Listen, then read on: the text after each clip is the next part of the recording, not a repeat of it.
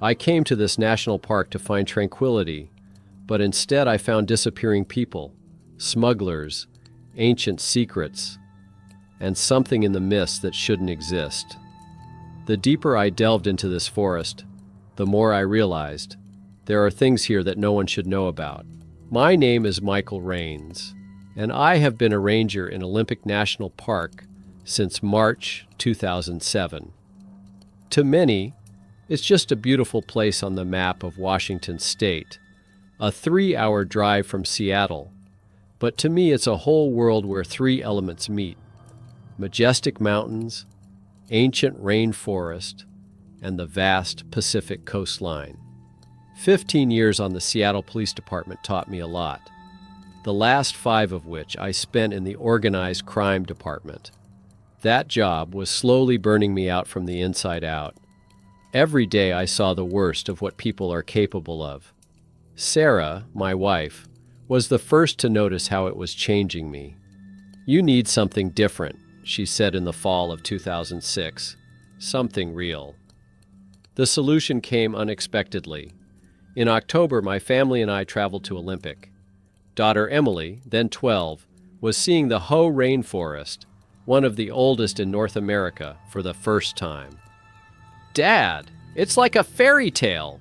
she exclaimed, looking up at the giant sequoias, some of which are over 500 years old. That afternoon, I met Jim Falcon Feather, an old Quileute ranger who had worked here for the past 20 years. "There's crime here, too," he said then, "but here you're protecting what's really important, the nature that was before us and will be after." His words hit something deep inside. A month later, I applied for a transfer to the Ranger Service. Sarah supported my decision, even though it meant moving out of town and changing schools for Emily. "The important thing is that you get to be you again," she said. My girl was excited too. She's always loved nature and adventure. It wasn't easy at first. I had to learn new skills, get used to a different rhythm of life, but gradually I began to understand what Jim was talking about. Everything is different here. The misty forests hold ancient secrets, the mountains dictate their own laws, and the ocean reminds us how small we are. I've encountered many things this year, from common poachers to unexplained incidents, from rescue missions to wildlife encounters. Every day brings something new. And you know what? For the first time in a long time, I feel like I belong.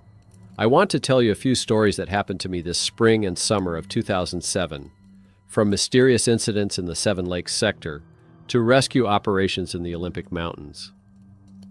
Some may seem unbelievable, others frightening, but they are all part of my new life here in the realm of mists and ancient forests.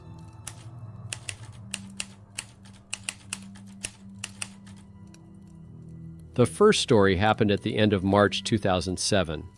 Spring in Olympic is special. The fogs get thicker, and the rains turn the forest into a real jungle.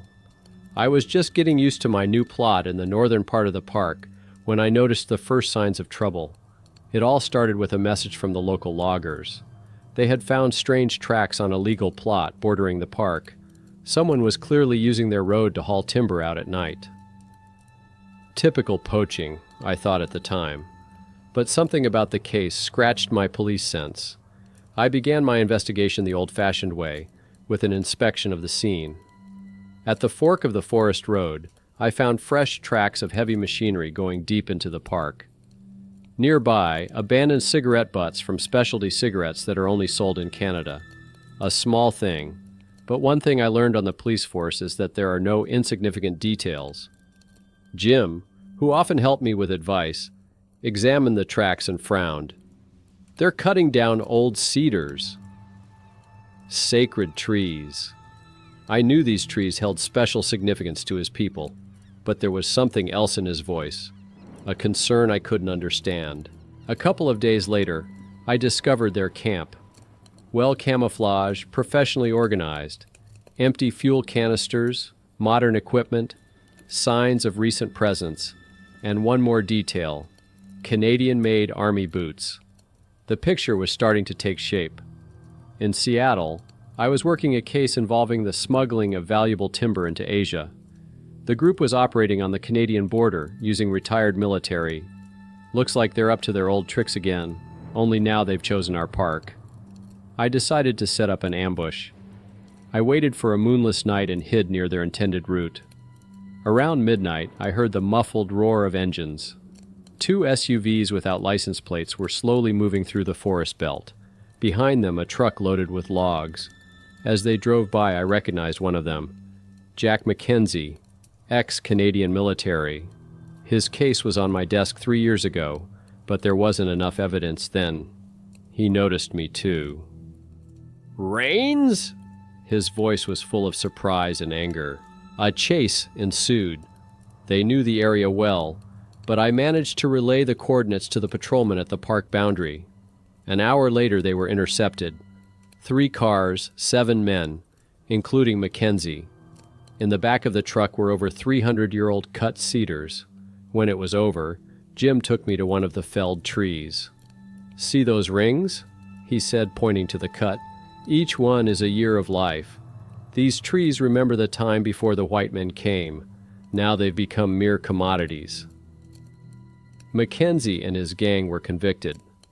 But more importantly, I realized that crime fighting here in the park was different than it was in the city. Here you're not just protecting the law, you're protecting history, memory, and the very life of the park. This was my first major operation as a ranger, and it showed. The past always finds a way to reassert itself, even in such an ancient forest.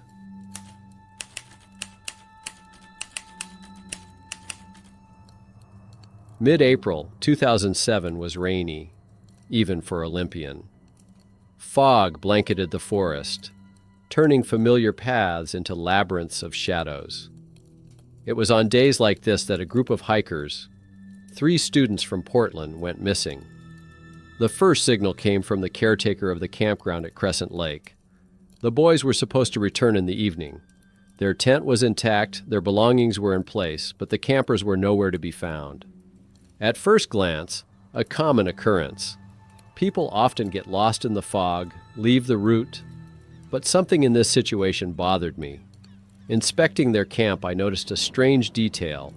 The camera of one of the students was lying on the ground, the lens broken. Nearby, there were signs of a struggle and drops of blood on the leaves. My police experience hinted that this was no ordinary disappearance. I called for a search party, but decided not to wait. The tracks led to an old Indian trail that hadn't been used by hikers in a long time. Jim grimaced when he heard about it. There used to be a smuggling route there, back from the Prohibition days. Some places are best avoided.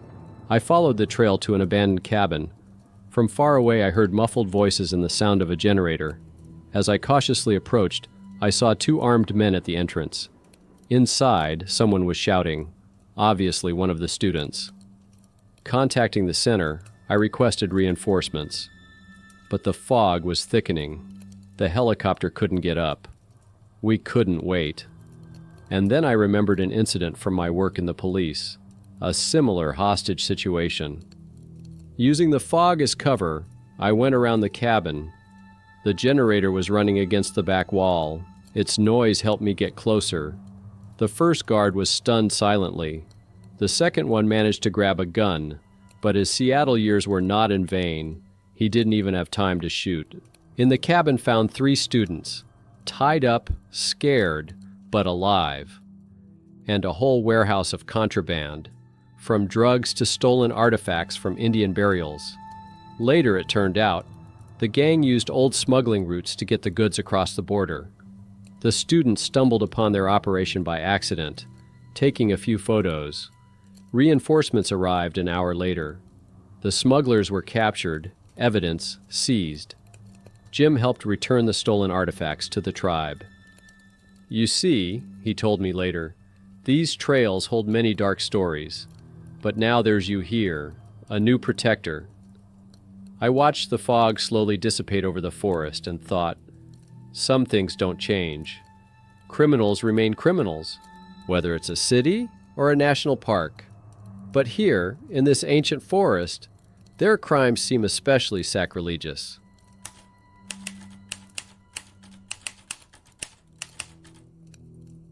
May in Olympic is a time of awakening.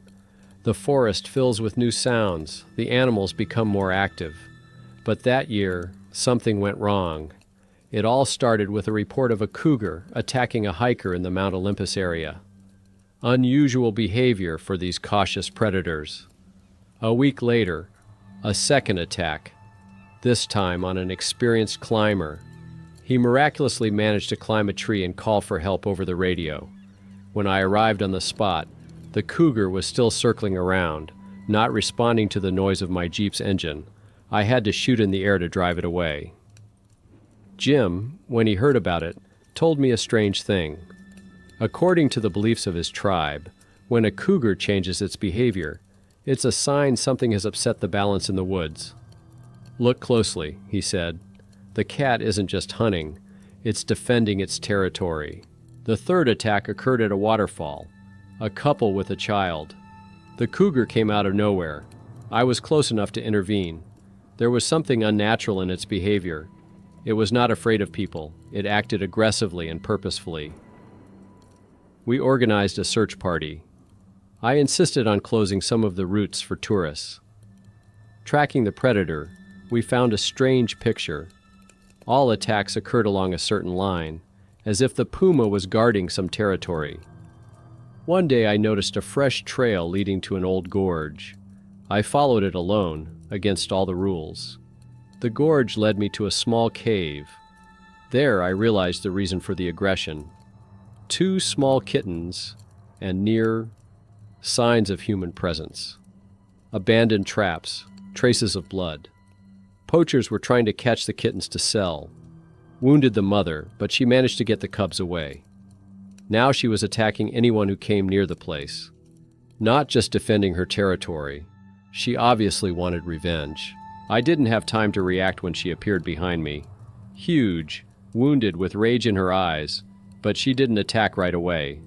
We stared at each other for a few seconds, and I saw in her gaze not anger, but pain and fear for the cubs. "I won't hurt them," I said quietly, backing away slowly. She watched my every move, but didn't attack. I left, leaving some food at the cave entrance. We set up hidden cameras, photo traps, and organized patrols of the area. The poachers were caught after a week. Locals decided to make money on exotic animals. And the cougar. It gradually calmed down, stopped attacking. Sometimes I'd see her tracks. She'd taken the kittens to a more remote part of the forest. Jim was right. She wasn't just defending her territory, she was defending her home, her children. In that, she and I were alike. Each of us would do anything to protect those we love.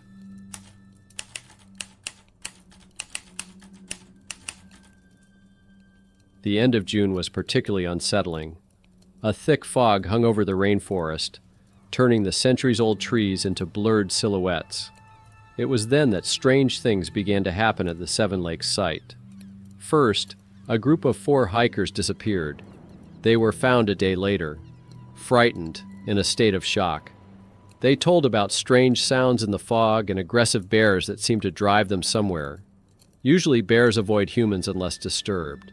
But these ones, according to the tourists, acted differently, organized, almost deliberate. A week later, a similar case.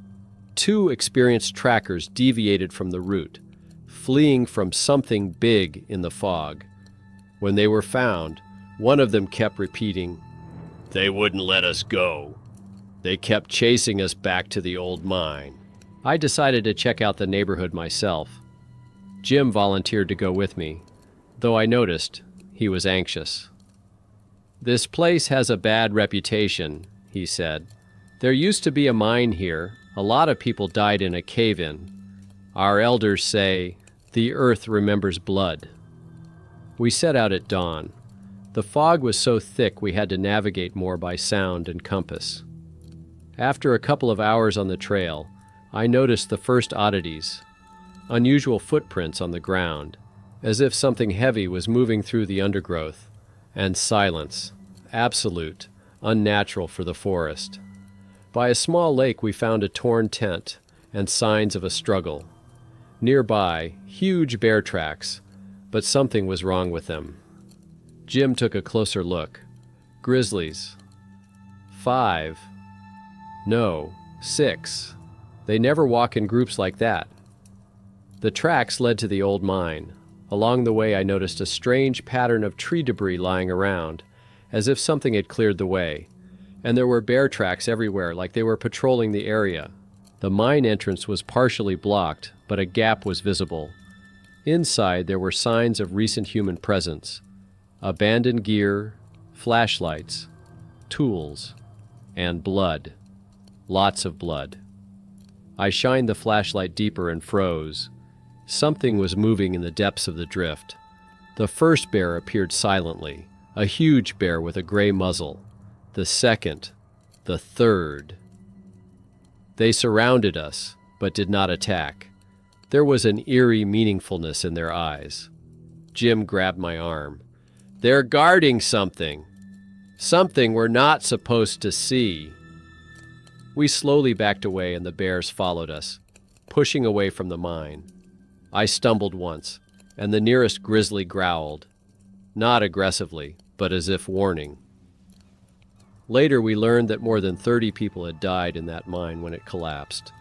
Their bodies were never found, and local shamans say that the souls of those who died were imprisoned in the bears, guarding the place of their death from the living.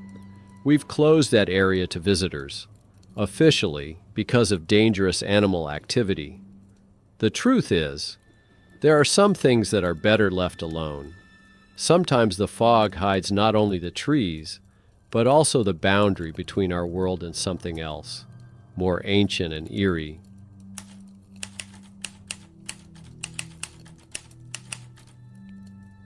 August 2007 was unusually hot and dry. The forest was quiet, as if waiting for trouble. I was about to take the day off. Emily was turning 13, and we were planning a family party. But fate had it differently. The fire started early that morning on the east side of the park. A powerful bolt of lightning struck an old, dry tree, and the fire began to spread with incredible speed. The wind drove the flames toward the hiking trails where dozens of people were. By noon, the situation became critical. We evacuated most of the hikers, but the last group, 6 people, including 2 children, were cut off by the fire in the canyon area. The helicopter could not land because of heavy smoke and turbulence. I volunteered to go after them. Jim, who was coordinating the operation, tried to talk me out of it. It's already burning out there. It's suicide. But I knew if I didn't go, people would die. I called home before I left. Sarah understood without a word. "Take care of yourself," she said. Emily picked up the phone. "Dad, you're coming to my birthday party, aren't you?" It was a living hell to wade through. The heat was so hot it melted the soles of my shoes. The smoke was eating my eyes despite my face shield. But I kept going, navigating by GPS and my own memory. I found the group by a small waterfall. They were trying to take cover from the heat, but the fire was coming from all directions. The youngest girl, about 6 years old, reminded me of Emily at the same age. She held her mother's hand tightly and didn't cry. The way back was a real nightmare. The main route was already on fire, so we had to take a detour through an old creek bed. We moved in a chain, me in front, children in the middle, adults covering the flanks. Every step was difficult. At one point I heard a cracking sound. A burning tree began to fall right on top of us. I managed to push the children away, but I didn't have time to jump back myself. A heavy branch crushed my leg. A sharp pain pierced my whole body. Tourists rushed to help. Together they pulled me out, but I could not walk. I had to improvise. They quickly made a stretcher out of branches. Now they were carrying me. I remember the last kilometer vaguely. Pain, heat, suffocating smoke. I thought of Sarah, of Emily, of her birthday. Not today, I kept telling myself. Not on her birthday. We got out. The paramedics took us all away at once. I had a broken leg and some broken ribs, but the important thing was that everyone was alive. Emily was the first one to show up at the hospital.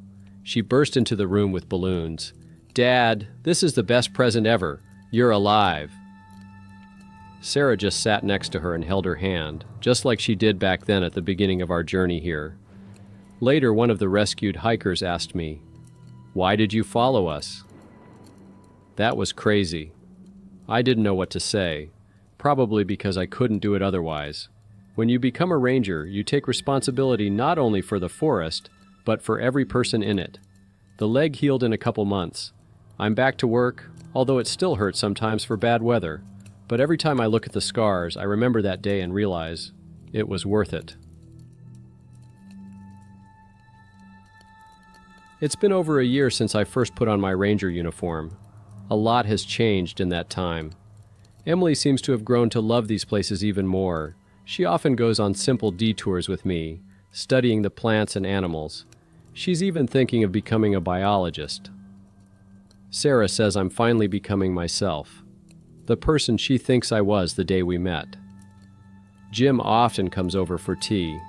He says the forest has accepted me. "You've realized the main thing," he said recently. "It's not just a job, it's a ministry."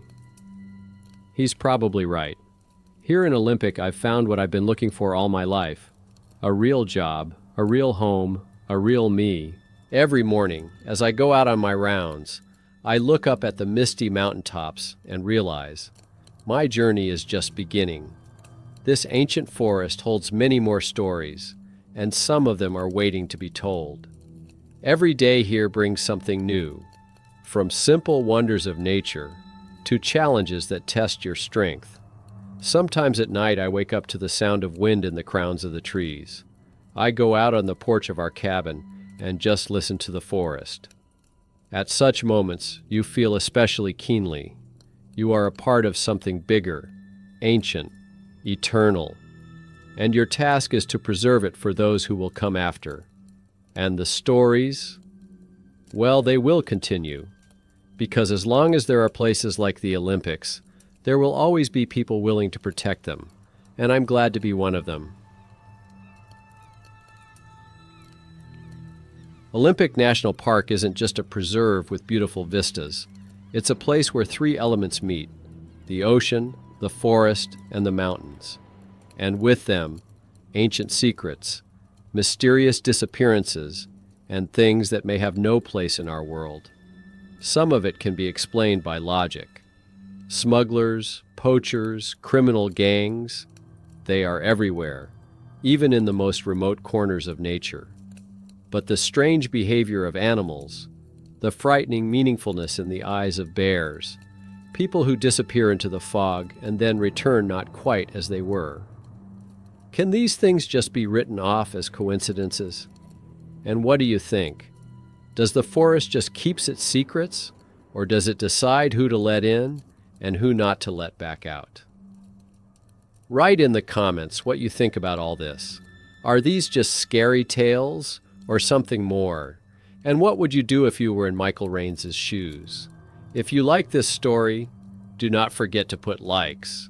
Subscribe to the channel and turn on the bell to not miss new exciting stories.